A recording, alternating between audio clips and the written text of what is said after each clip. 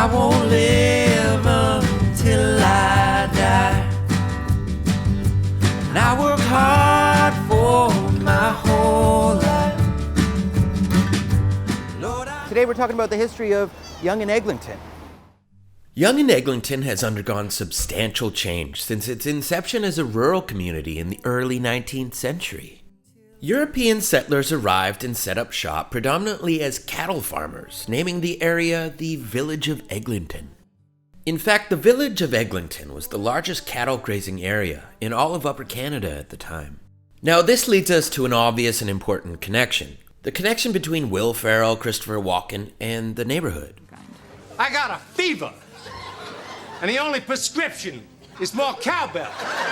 The Yonge Eglinton area is argued to have been the first region in the world to ever institute large-scale use of cowbells. The bragging rights have carried on and can be seen to this day on Cowbell Lane.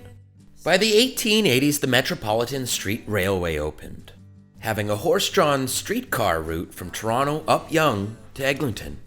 With this brought a significant surge in housing development and population growth.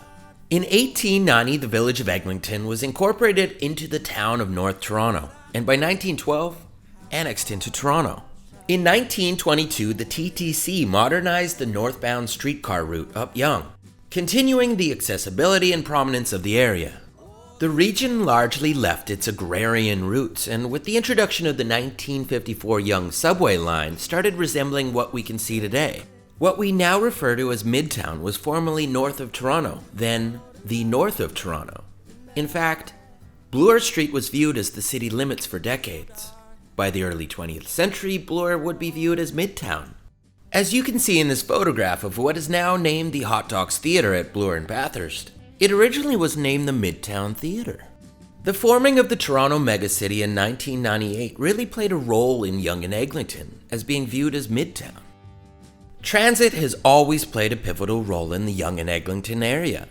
By the 1950s, the area was still low-key, but with the addition of the subway line, the hustle and bustle really started.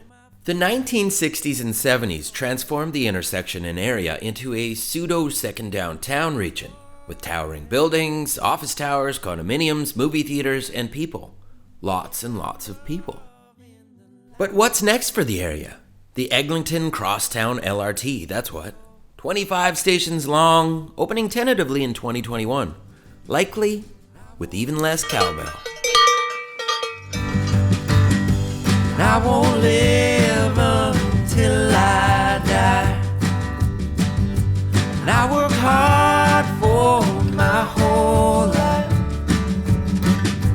Lord, I know how hard I've tried. I won't live till I die.